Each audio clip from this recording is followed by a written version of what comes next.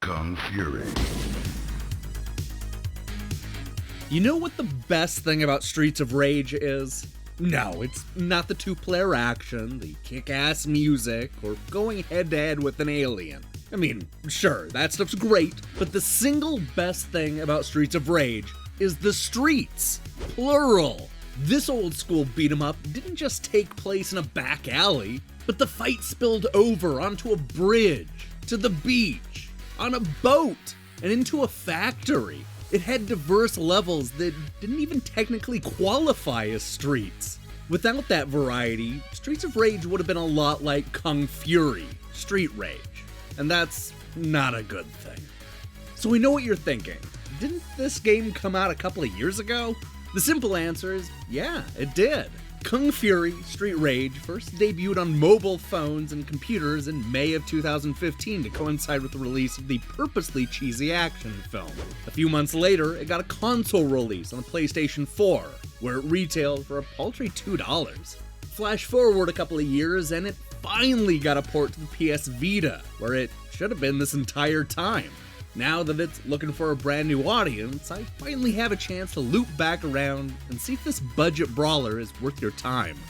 If you're hoping that this game will expand on the nonsensical lore of Kung Fury, then prepare to be disappointed. This is a dumb beat-em up where the enemies come from left and right and you press one of two buttons to beat them up. You don't even get to move around or pick up items because all you're doing is pressing the button when an enemy is either on your left or on your right.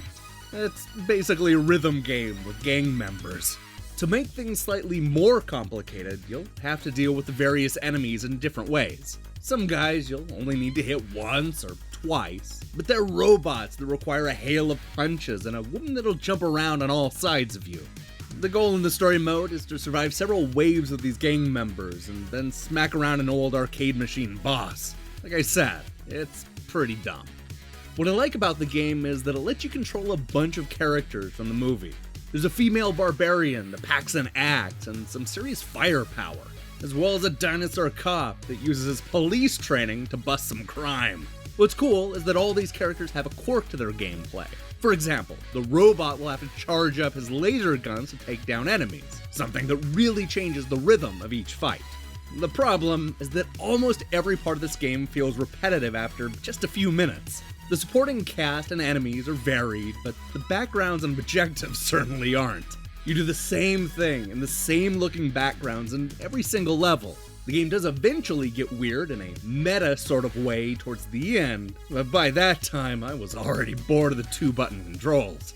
I could see this being a good time if you're on the bus or just have a few minutes for some brawling, but this is definitely not the game you'll want to binge. In some ways, this brand new PS Vita port is both better and worse than the PlayStation 4 version. The visuals look slightly more old school on the Vita's smaller screen, especially compared to playing it on a big TV or computer monitor. I hesitate to call the other versions high definition, but there's a gloss to them that isn't on the Vita build. It looks slightly more authentic on a handheld.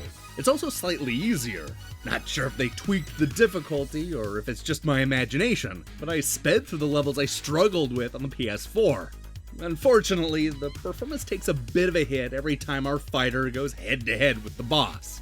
I'm not sure if it's the hardware having a problem keeping up with the action, or just something's wrong with the code, but these battles slow down and drop a bunch of frames of animation. This is the only time the game hitches up like that, which makes me hope that's something they can fix with a patch. Then again, it took them 2 years to port this to the Vita, so I'm not exactly holding my breath for an update. No matter what format you go with, chances are you'll get $2 worth of fun out of Kung Fury Street Rage. I was annoyed by the repetition, simple gameplay, and some technical issues on the PS Vita, but it's fun in short doses, and I like the 1980s nostalgia. This game is right down the middle for me. It's neither a must-have nor a game I would avoid. Kung Fury Street Rage is just a simple little button tapper that doesn't cost much money, and maybe that's not a bad thing. Hey, thanks for watching our review. So, here's the question of the day. What's the single best old school beat 'em up of all time? Yeah, I know that's not exactly a small question, but there's so many good ones to choose from. Double Dragon, River City Ransom, Final Fight, Streets of Rage, and so many more. Let me know in the comments below. Anyway, I'm hard at work on a bunch of new reviews, but the big news is that we'll be debuting Electronic Gaming Monthly's Best Reviewed Games of 1989 next Wednesday. That's June 7th.